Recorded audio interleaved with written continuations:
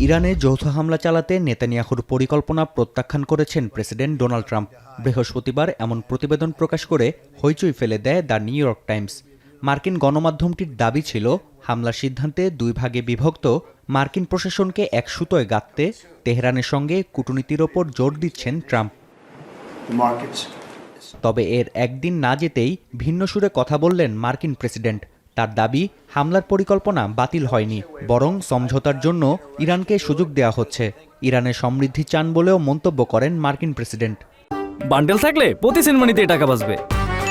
বিকাশ send money bundle কিনে জিতুন প্রতি লেনদেনে। I wouldn't say waved off. I'm not in a rush to do it because I think that Iran has a chance to have a great country. I think Iran is wanting to talk. I hope they're wanting to talk. It's going to be very good for them if they do, and I'd like to see Iran thrive in the future. যুক্তরাষ্ট্রের সঙ্গে ইরানের কূটনীতি চললেও গাজায় হত্যাযজ্ঞের বিষয়ে এখনও নিশ্চুপ আন্তর্জাতিক সম্প্রদায়।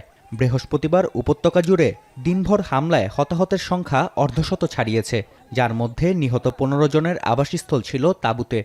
1.5 মাসের বেশি সময় ধরে উপত্যকাটিতে ত্রাণ প্রবেশ বন্ধ থাকায় তীব্র হচ্ছে মানবিক সংকট।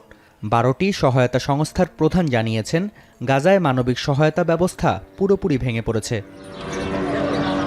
হামাসের গাজা শাখার প্রধান খালিল আল হায়া জানান, ইসরায়েলি সকল জিম্মিকে মুক্তির আলোচনায় সম্মত স্বাধীনতাকামী সংগঠনটি। এর বদলে নির্দিষ্ট সংখ্যক ফিলিস্তিনি কারাবন্দীকে মুক্তির পাশাপাশি উপত্যকা থেকে সেনা প্রত্যাহার ও যুদ্ধ শেষ করার শর্ত দেয়া হয়েছে ইসরায়েলকে। وعدد متفق عليه من الأسرى الفلسطينيين في سجون الاحتلال مقابل الوقف التام للحرب على شعبنا والانسحاب الكامل من القطاع مع بدء الإعمار وإنهاء الحصار. তবে গাজায় পুরোপুরি বিজয় অর্জন না হওয়া পর্যন্ত যুদ্ধ চালিয়ে যাবার ঘোষণা দিয়েছেন ইসরায়েলি অর্থমন্ত্রী। অন্যদিকে জাতীয় নিরাপত্তা বিষয়ক মন্ত্রী জানান, হামাসের সঙ্গে অস্ত্রবিরতির কোনো চুক্তি হবে না। একই সঙ্গে উপত্যকায় মানবিক সহায়তা প্রবেশের অনুমতি দেয়া হবে না বলেও সাফ জানিয়ে দেন তিনি। এদিকে ইহুদিদের পাসওভার উৎসবের 5ম দিনে আল-আকসা মসজিদ কম্পাউন্ডে ঢুকে পড়েন কয়েক হাজার ইসরায়েলি। ঐতিহাসিক বাব আল রাহমা কবরস্থানের পাশে শুরু করেন ধর্মীয় রীতি তালমুদিক। 1400 বছর ধরে এই কবরস্থানটি মুসলিমদের ওয়াকফ সম্পত্তি হিসেবে স্বীকৃত। নাফি আরমান মনন, এখন বিশ্ব।